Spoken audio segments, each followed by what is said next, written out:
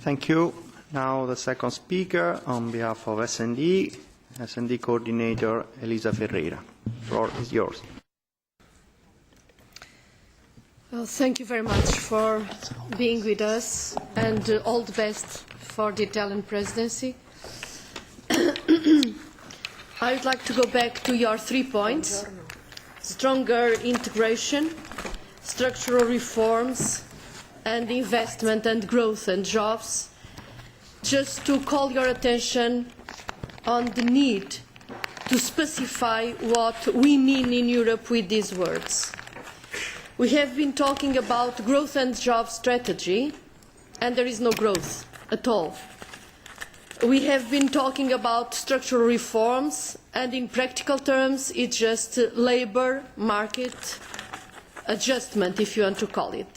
So my demand is, how can we improve our economic performance, particularly in the Eurozone? I think there is a chance now, because it's a new presidency and it seems to be enlightened with a new hope to address the substance of these issues.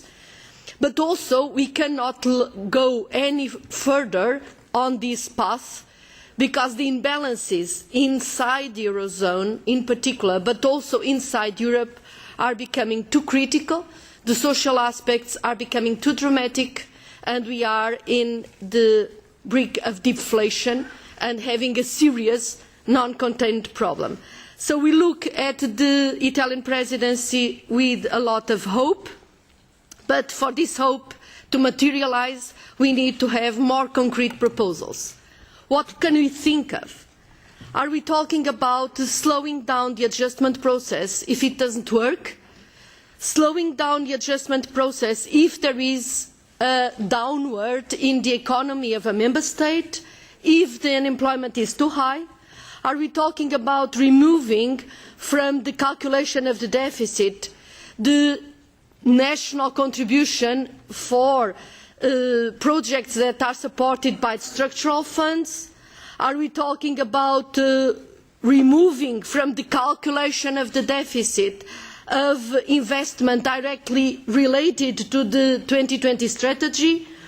Are we talking about some kind of real investment programme all over Europe, so that we don't only address the supply side and we create some sort of demand for European enterprises? What are we talking about in terms of structural reforms?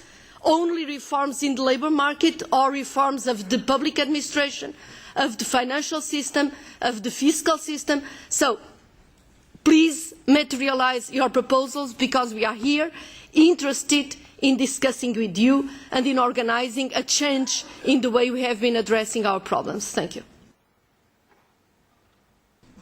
Thank you very much for your kind words and your very exhaustive question, which of course would require a very long answer, which I cannot do in a few minutes. But let me address 2 points which are very specific in your statement. First of all, in the structural reform agenda, what I have in mind is a very rich agenda, which is country-specific.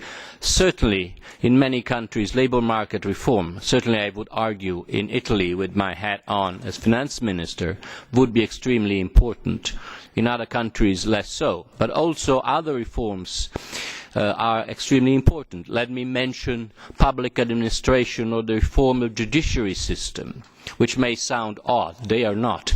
They are those reforms I like to identify as the reforms needed to make reforms work. If the public administration does not work, if litigation systems in judiciary structures are too slow, then there is a loss of wealth, which has been documented in many empirical researches.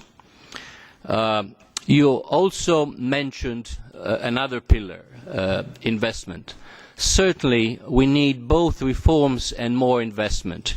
Investment is short-term support to demand, which facilitates the results reforms deliver in the short term, but it's also a long-term improvement of productive capacity, and it is the vehicle through which innovation is fed into the economic structure. So we need to find ways to support investment. I am focusing especially on financial measures for investment, both private and public. And as I said, you need to see the interaction of structural reforms and investment and others to see the results. But I'll be happy to continue a conversation later.